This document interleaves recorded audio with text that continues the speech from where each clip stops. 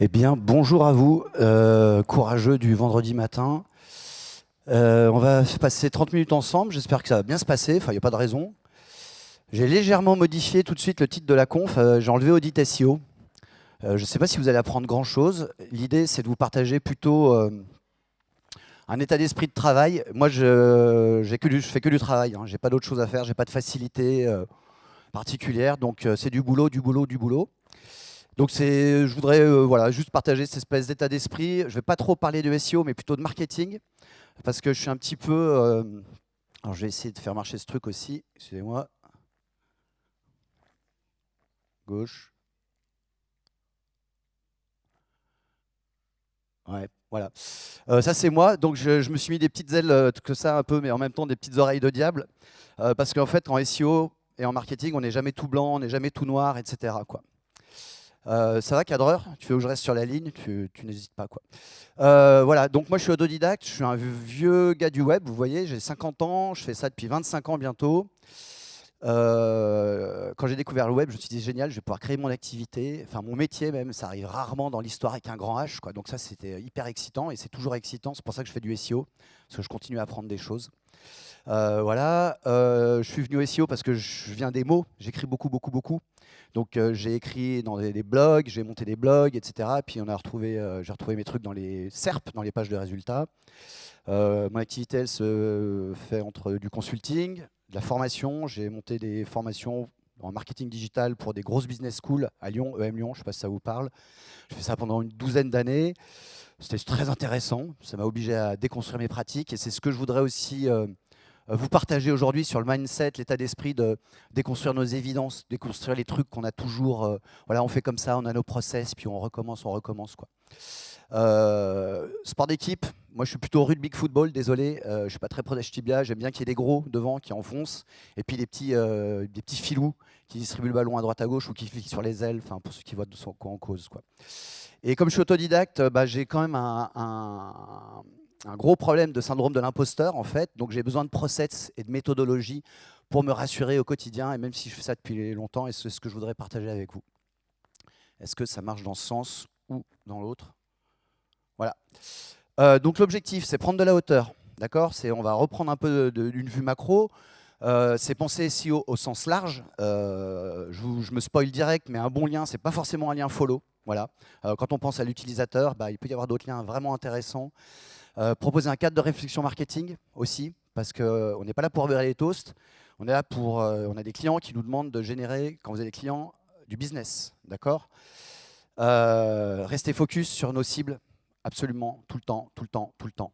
Voilà. Et quand je parle de client, je le pense en mode customer au sens large, du prospect en amont, en amont, en amont, jusqu'à la fidélisation. Pourquoi? Bah parce que ça, en marketing, ça s'appelle la lifetime value d'un client. Et l'idée, c'est l'augmenter, cette valeur du client. D'accord? Et puis, bah, je vous l'ai dit, déconstruire les évidences et poser des questions. Donc, je vais vous poser des questions et je vais vous... Clairement, il y a des slides où je n'amène absolument aucune réponse parce que l'idée, c'est que justement, bah, soit on en discute, n'hésitez pas si vous avez des questions, allons-y à fond, quoi. Yo. Donc, Market, rappel, vite fait. On est là pour confronter l'offre et la demande, d'accord? Google, une SERP, c'est la rencontre de l'offre et de la demande. Point. Enfin, c'est ma vision des choses. On peut en discuter pendant des heures, mais moi, je vais défendre ça aujourd'hui, quoi. Voilà. Savoir où on met les pieds, parce que ben, quand j'attaque un marché, quand je ne connais pas, ben, j'ai besoin d'étudier. Où est-ce que je vais, d'accord? Je ne pars pas à l'aveugle, on l'a fait. Ou alors, je fais du cradingue, je fais de l'automatisation comme un port, voilà. Et puis je vois ce qui se passe. Mais je suis pas churn and burn, c'est pas mon truc. Pourquoi? Parce que je suis, comme je vous l'ai dit, je suis un vieux con. Et je vois bien que les sites qui ont 20 ans, parce que j'en ai, eh ben, ils sont bonifiés avec le temps. D'accord? Et moi, ce que j'essaye de construire dans mon activité d'éditeur, c'est un patrimoine de site web. Voilà. Marketing, faire la différence entre stratégie et tactique. D'accord? La stratégie, on a une vision à long terme. Long terme en ligne, c'est quoi? Voilà, bah, ça dépend aussi des cookies qui sont posés chez vous, en fait, aussi concrètement, pour qualifier nos audiences. Hein. Mais au-delà de 36 mois, je n'y crois pas, parce que les choses peuvent bouger très très rapidement. Et pensez chiffres, chiffres et encore chiffres, puisque l'idée, c'est que puisqu'on fait du marketing, on ne fait pas de la com. Okay, moi, je viens de la com, j'ai bossé en boîte de pub au siècle dernier.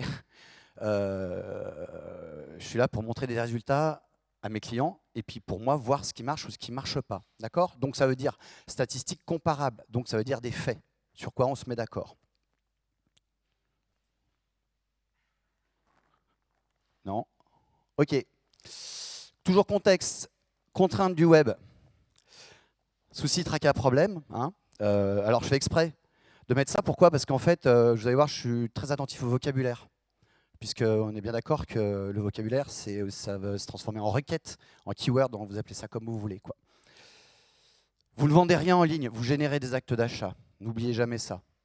Je ne peux pas vous forcer à cliquer sur mon lien, je ne peux pas vous forcer à cliquer sur mon call to action. Ok? Donc, il va falloir être sexy au maximum, attirant, comme vous voulez, quoi. Et ça, je vous l'ai mis, c'est la première bannière qui a jamais été faite au monde, hein, donc c'est 94. Et vous voyez qu'il y a déjà tous les éléments en fait, d'un bon call to action dedans. Rien n'a changé. Notre métier, amener nos cibles à prendre la bonne décision. C'est quoi la bonne décision? C'est que vous achetiez un truc chez moi, en fait. Ou que je vous loue un truc. Ok? Puisque acheter des choses, ça peut toujours servir. Ça, c'est Replonk et Replonk, c'est des amis suisses, ils sont très rigolos. Je redis, prendre la bonne décision. C'est quoi? Comment je veux amener mes cibles à prendre la bonne décision, hein, à venir chez moi, dans mon parc client. Donc vous savez ce que c'est que le SEO, top, puisque vous savez que la requête, c'est le marché pour nous. Hein. C'est comme ça que je pense, moi. Voilà, le marché, il est représenté par les mots qu'on va taper dans un moteur de recherche. Vous allez voir, après, il y a une conférence hyper intéressante là-dessus, je pense. Objectif aujourd'hui, rapidement, benchmark, benchmark, benchmark. Je fais du market, moi. Je veux savoir qui sont mes concurrents, je veux savoir où je mets les pieds, c'est ça, quoi. Donc, ça me permet aussi d'aider mes clients à comprendre, en fait, les investissements qu'il va falloir effectuer. OK? Parce que ce n'est pas gratuit, tout ça. C'est fini, ce temps béni. Un exemple très simple, avant, on avait tous les keywords de Google, nous donnait tous les keywords dans Analytics. Bon, voilà, c'est il y a longtemps, quoi. OK? La concurrence, ce n'est pas que des keywords. On va revenir là-dessus. Arbitrer l'investissement, je l'ai dit, prioriser, planifier. OK. Et puis être didactique. C'est hyper important parce qu'il y a encore beaucoup de gens qui pensent que le SEO, c'est un peu un truc magique, ou alors qui n'y connaissent absolument rien. Donc essayons de leur expliquer ce qu'on fait aussi, parce que quand on travaille ensemble, on a souvent des meilleurs résultats. Enfin, c'est sûr même, on a carrément de meilleurs résultats. Ça, c'est mon mantra. Je passe mon temps à faire ça. Donc cette slide, vous allez la voir 2 fois en 30 minutes. Ouais, je vous le dis direct. Hein. Le cycle de décision, c'est pas moi qui l'ai inventé, ça c'est des trucs, ça vient de Harvard, ça vient de gens vraiment très intelligents, quoi. Enfin, qui ont fait des études, on va dire. Il y a ces 8 étapes-là, c'est là-dessus que je veux travailler. Quand je vous parle de savoir où je mets les pieds, savoir où sont mes cibles, comment je les aide à prendre la bonne décision, l'idée c'est de les emmener avec moi petit à petit, d'accord, sur mon terrain, pour, comment dire, être là dès qu'ils ont un truc, ah tiens, j'ai un besoin, quoi. Je vous donne un exemple très simple, certains d'entre vous ont peut-être des enfants, se posent la question un jour de la trottinette, hein, la trottinette du trolley, là, comment ça s'appelle, la poussette. Bon, quand j'ai pas d'enfant, je m'en cogne, hein, en fait. Une poussette, c'est juste un truc qui est en face de moi quand je suis sur mon skateboard sur un trottoir, quoi. Ça m'ennuie, pour parler poliment. Ensuite, on va chercher, d'accord, on va faire un choix parmi toute l'offre qui est là. On va avoir un acte d'achat. Alors l'acte d'achat, pensez-le au sens large. Ce n'est pas forcément partir avec un produit ou commander chez Amazon. Un acte d'achat, ça peut être s'inscrire à une newsletter, ça peut être faire en sorte que les gens cliquent sur ma pub. Enfin, d'accord, il y a plein de moyens de penser ça, quoi. Pensez-le vraiment au sens large, quoi. OK ? Ensuite, je vais avoir mon produit, mon service, etc. Est-ce que ça correspond? Je vais voir, est-ce que ça correspond à ce que j'ai vu avant? Est-ce que la promesse est toujours là, quoi, d'accord? Je fais du e-commerce. Ici, on a la question du recevoir, de la logistique. Vous savez comme moi que c'est un vrai pain point aujourd'hui, quoi. Hein, peut-être qu'il y en a qui font du drop ici. Bon, voilà. Et puis ça ne va pas s'arranger, en fait, clairement, quoi, parce que nous sommes de plus en plus exigeants. C'est aussi, je vais vous demander de faire en permanence l'aller-retour entre, je peux être une raison sociale, je représente une boîte, ok, j'ai un taf, etc. Et puis je suis moi-même un customer, quoi, d'accord? Et souvent, ce que j'observe quand je travaille avec des entreprises et des gens, ils vont penser comme une raison sociale. Mais en fait, Vous n'êtes pas des raisons sociales, vous êtes des êtres humains doués de raison. D'accord? Et donc, déconstruire l'évidence, c'est aussi ça. Pourquoi j'organiserai un concours Instagram alors que, personnellement, je ne vais jamais aller faire ça, quoi. D'accord? Pourquoi mes clients, mes cibles feraient ça, quoi? Voilà, ça, c'est important. Bon, avant de devenir un ambassadeur et de recommander, bah, est-ce qu'il faut entretenir mon truc? J'ai un, je sais pas, je pense à, j'ai un logiciel en SaaS. Est-ce que ça marche? Est-ce que le support me répond? Il faut poser des questions comme ça. Ça fait partie du maintain, de l'entretien, de la relation qu'on va tisser avec nos clients. OK? Donc 8 étapes qui sont ultra balisées sur lesquelles je m'appuie à longueur de journée. Je les ai remises ici, vous voyez, je les ai synthétisées, il n'y en a que 7, mais en fait c'est vraiment ces 8 points, d'accord? L'expérience client, tout ça, voilà, j'ai besoin d'un conseil, enfin, d'un besoin. Apprentissage des fondamentaux, bah, au fait, pourquoi je prendrais, je ne sais pas, tel logiciel plutôt que tel autre? Peut-être vous faites de l'emailing, bah, comment vous allez décider de faire du Mailchimp, du Mailjet ou du Sendinblue? Bah, vous allez lire en fait. Hein. Et puis, est-ce que vous avez des ressources en interne qui vont pouvoir câbler tout ça? Enfin, le contexte est hyper important, quoi. Donc, comment moi, en tant qu'entreprise, je vous donne le maximum de data, d'infos, pour faire en sorte que vous veniez chez moi, quoi. OK? C'est ça les fondamentaux. C'est quoi les idées, les exemples? Bah oui, raisonner par l'exemple, ça fonctionne, quoi. On recherche. Et là, on va commencer. Enfin, là, vraiment, on recherche, on compare, d'accord? C'est pour ça que hier, Paul parlait dans l'automatisation, il va ajouter des plugins comme KK Star Rating, là, vous voyez, les trucs qui font les petites étoiles dans les SERP. Bah ouais, parce que ça marche. C'est pas un hasard. Hein. Ça attire votre œil dans la SERP, ça vous rassure. Votre cerveau, notre cerveau est câblé là-dessus, quoi. Acheter, entretenir, et puis ensuite, peut-être, je vais recommander. OK? Ah, je m'ai gouré.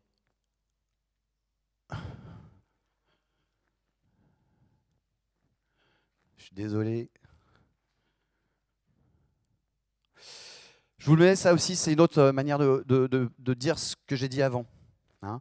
Le moment of truth, c'est peut-être que certains d'entre vous connaissent le ZMOT, c'est Zero Moment of Truth, c'est Google qui a théorisé ça, etc. Donc la recherche, c'est pas nouveau hein, ce que je vous raconte, c'est 2013 là, donc il n'y a rien, ça fait 10 ans, enfin voilà quoi. C'est une autre manière de le voir, vous le lirez à tête reposée. On peut le voir de différentes manières, c'est juste une autre manière de penser les choses. Et moi, c'est ce qui m'intéresse, c'est de toujours essayer de tourner autour de la même chose, mais de le penser différemment, quoi. En fait, comme mes cibles, tout simplement. Je vais réessayer. Voilà, alors je vais prendre cet exemple.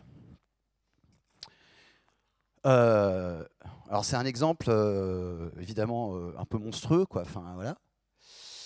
Je vais acheter un avion, c'est quoi un avion? Vous êtes d'accord avec moi qu'on n'a pas les mêmes cibles, on ne parle pas aux mêmes personnes, quoi. Alors là, j'ai fait un petit piège, c'est que, bon, un Cessna, ok, voilà. Ça, c'est pas un Airbus, un vrai. C'est une miniature, d'accord? C'est un jouet. Et puis bah là, bah, j'ai un truc, bon, bah, voilà, c'est un avion de combat, quoi. Quand je vous parle de savoir où on met les pieds, je vais penser secteur d'activité. Où est-ce que je vais? Pourquoi je pense secteur d'activité? Parce que un secteur d'activité, c'est toujours à peu près structuré de la même manière, quoi. D'accord? Il y a des acteurs qui sont à peu près toujours les mêmes. Je vous donne des choses simples. Il va y avoir de la presse, une presse peut-être spécialisée. Vous allez avoir aussi des salons spécialisés. Vous allez avoir quoi? Peut-être des associations, des syndicats. Vous allez avoir des fournisseurs, etc., etc. D'accord? Ça, pareil, c'est un outil de travail. Parce que ça me permet d'approcher un secteur en me disant tout de suite, j'ai identifié des points qui sont toujours les mêmes et je gagne du temps. Parce que c'est ça aussi. On peut automatiser, on peut faire de l'IA. Par contre, le jus de cerveau, bah, il coule quand on le presse, quoi. D'accord? Donc c'est aussi essayer d'aborder ça de cette manière-là, quoi. Le secteur n'est pas le même. Je suis dans le loisir, je fais de la collection, d'accord? Le truc, c'est 138 balles, là, hein. J'ai regardé un machin grand comme ça, quoi. Bon, bref. Et puis là, c'est la guerre. C'est pas du tout le même secteur d'activité, on est d'accord. Donc c'est pas du tout... Ah, fuck. Pardon. C'est pas le même écosystème de vente. On est d'accord? On parle toujours d'avion, mais c'est pas la même chose, quoi. Donc là, je vais avoir des gens qui vont sur les salons, qui sont pétés de thunes, ok, cool, ou des chefs d'entreprise, machin.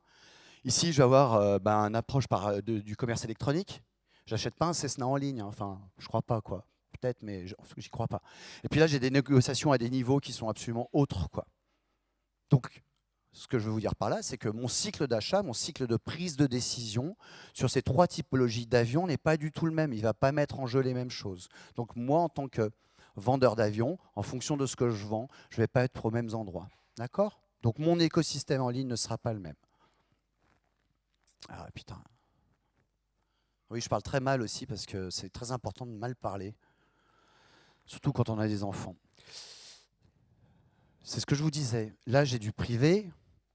Là, je peux être un enfant. Et puis là, c'est des gouvernements. D'accord? On n'est pas aux mêmes endroits, quoi. J'insiste là-dessus, quoi. Moi, ce qui m'intéresse, quand j'attaque un marché, c'est qui achète et qui participe à l'acte d'achat.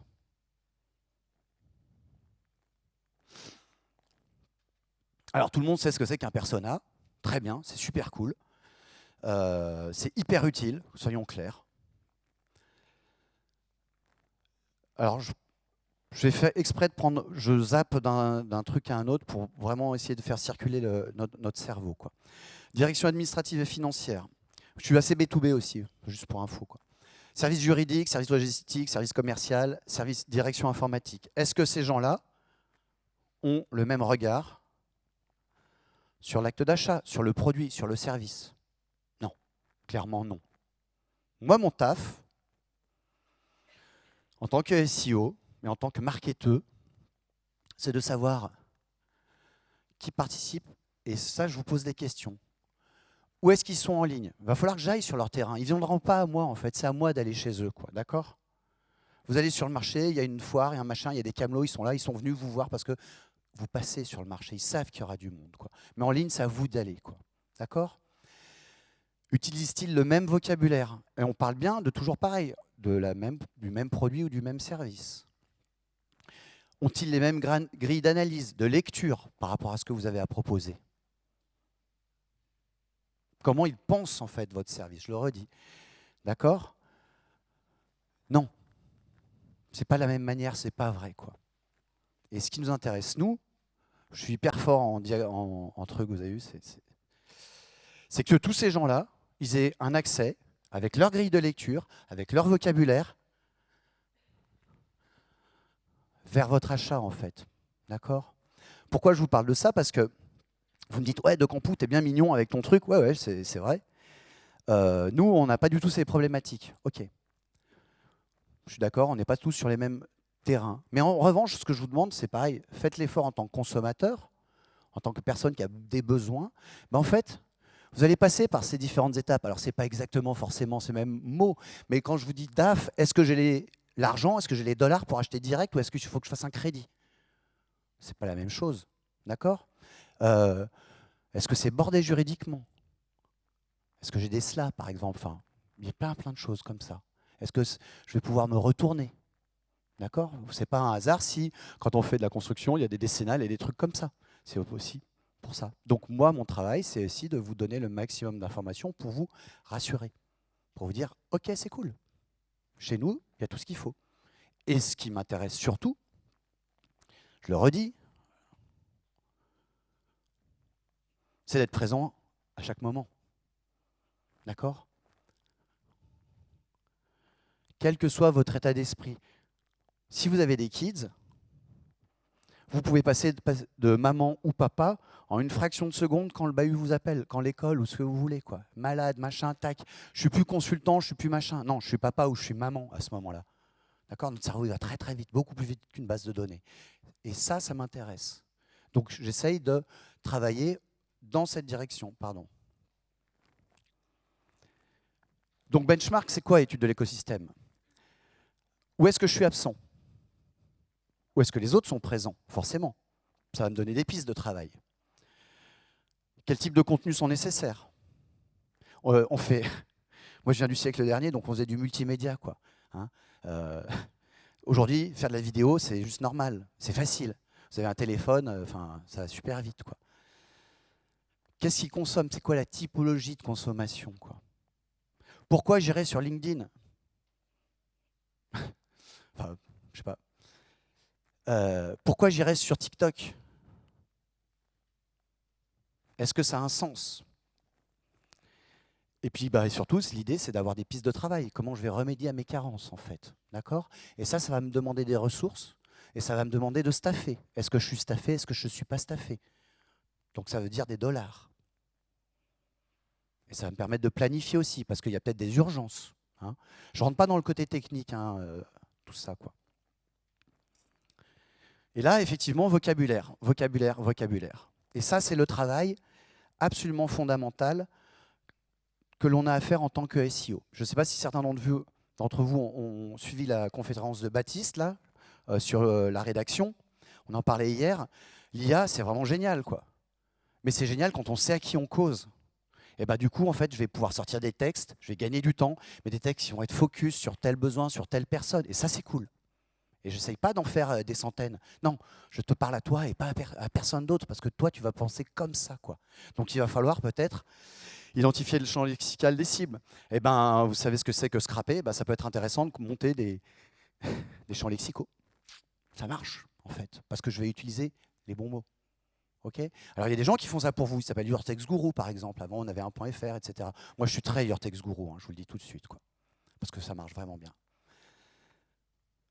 Pallier les carences, toujours pareil. Les outils sont des outils. Hein. Nous, notre jus de cerveau, il est bien, bien meilleur, quoi. OK ? Est-ce que mes personas correspondent? Je vous donne un exemple. Ça, c'est du live, c'est réel. DRH, gros centre de formation. OK, c'est nous qui recrutons. Donc, le persona, c'est le DRH pour l'agence marketing. OK. Le DRH, on fait un entretien avec lui. Il fait non, non, mais moi, je sais ce que je veux. Mais c'est mon assistante, en fait, qui va chercher. Elle a 25 ans, j'en ai 55. Ils ne sont pas habillés pareil. Elle écoute du hip-hop. Lui, il écoute du classique. Enfin, il a en fût à pince. Ils ne pensent pas à la même chose. Elle ne va pas aller chercher de la même manière, quoi. D'accord? Et c'est un autre persona, en fait. Et puis après, on se met au travail, on prend nos petits doigts, on compte. Hein. Un écosystème de marque, c'est quoi? Ils sont où? Ça, c'est un truc de base. Hein, ça, vous le connaissez tous par cœur, quoi. Mais ça me permet de savoir là où il va falloir que j'appuie. Peut-être. J'adore ce site. Allez jeter un œil, c'est des super boss, c'est du commerce électronique, c'est des ricains, ils font des Curiously Awesome Gifts, donc c'est absolument complètement con. Donc des gros trucs. Mais par contre, leur business model, vous voyez qu'en fait, c'est pas que du e-commerce. Parce que quand vous avez 8 millions d'abonnés sur YouTube et que vous faites 7 milliards de vues, vous faites certainement beaucoup plus de pognon avec YouTube qu'en fait avec des gummy bears, quoi. Enfin, vous voyez, des bonbons comme ça, quoi. TikTok 2,1 et ils ont un positionnement qui est ultra clair, marketing, quoi. On déconne, mais c'est sérieux. Et ça cartonne, en fait. C'est vraiment magnifique, quoi. Bon, bref, ils bossent. Monter un Reddit, c'est pareil, ça, c'est des petits espaces qui sont vraiment super riches à investir, quoi. C'est maîtrisé. Et là, la marque, elle est forte. Il reste combien de temps, madame? 10, c'est parfait. Avec les questions ou plus les questions? Ok, cool. Bon, on a largement le temps. Ce que je veux vous dire, c'est que faire ce travail-là, ça demande en fait du temps. Alors, on peut automatiser des choses, c'est clair, ok, très bien, mais il faut aller sur le terrain, il faut aller explorer. Voilà, je ne peux pas vous dire autre chose, quoi. Après, c'est des basiques du SEO, quoi, puisque c'est quand même là où on va jouer, nous, en fait, on est là pour ça, quoi. Alors ça, c'est rapide, hein, c'est des pages, des keywords, de la structure, est-ce que le volume de contenu, enfin, back to la SERP, quoi. On va étudier ça, quoi. Mais ce qui m'intéresse moi aussi, c'est quand même en fonction de ce que j'ai vu avant, de me dire ma typologie de contenu, comment je vais la distribuer aussi. Puisque j'ai vu qu'il y avait un écosystème autour de mon entreprise, autour de ma marque, autour de mon site, parce que oui, il y a juste un truc aussi, je ne l'ai pas dit en intro. J'ai fait plein de trucs sur du social, évidemment. Il y a une chose dont je suis sûr, c'est qu'il y a un endroit où je suis chez moi, c'est sur mon site. Chez Facebook, je ne suis pas chez moi. Chez Twitter, je ne suis pas chez moi. Chez TikTok, je ne suis pas chez moi, etc., etc. Et donc, en fait, ils me crachent quand ils veulent, quoi. D'accord? Et ça, je l'ai vécu, et ça peut faire mal. Hein. Alors, il y a eu des pénalités algorithmiques, etc. OK, mais on reste quand même chez nous, quoi. Hein, c'est hyper important. Et moi, mon travail, il va être de drainer des gens chez moi. Tout le temps, tout le temps, tout le temps, tout le temps. Donc mes contenus, il y a des contenus qui vont être plus propices à être distribués. Alors je suis très très cold content, donc contenu froid, des choses qui ont une durée de vie longue. Pourquoi? Parce que derrière, je fous ça dans Hootsuite ou dans n'importe quel tool de distribution, et les gens, ils oublient ce qui se passe sur Facebook ou sur Twitter ou sur LinkedIn ou ce que vous voulez, quoi. D'accord? Donc je peux republier mes contenus. Donc j'augmente leur cycle de vie, j'augmente leur valeur, et j'augmente aussi la valeur de mon coût d'acquisition, en fait, concrètement, quoi. D'accord? Puisque les gens, ils vont recliquer dessus. Donc après, vous connaissez les techniques, on va changer les dates, etc. Bon, les backlinks, etc. quoi. SEO Observer, merveilleux, évidemment, comme outil pour ce travail-là, quoi. Arbitrer l'investissement, ça veut dire quoi? Sur mon fameux cycle de décision, il y a des endroits où je suis présent et des endroits où je ne suis pas présent. Donc peut-être qu'il va falloir justement investir tel espace. OK? Et qu'est-ce que je veux faire avec mes contenus? Une page web, la rédaction web, ce n'est pas du copywriting. Moi, je fais la différence. Une page de blog ne peut pas avoir le même prix qu'une page de vente, on est d'accord. Je fais de la fiche produit, ce n'est pas le même prix. Je peux absolument dire à un client ou moi-même estimer le coût de production de telle ou telle page.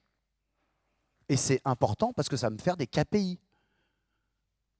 Puisque si j'investis, et je vous le dis très clairement, sur des sites avec des gros enjeux de landing page et de conversion, il n'y a pas de souci pour payer une page entre 800 et 1000 balles.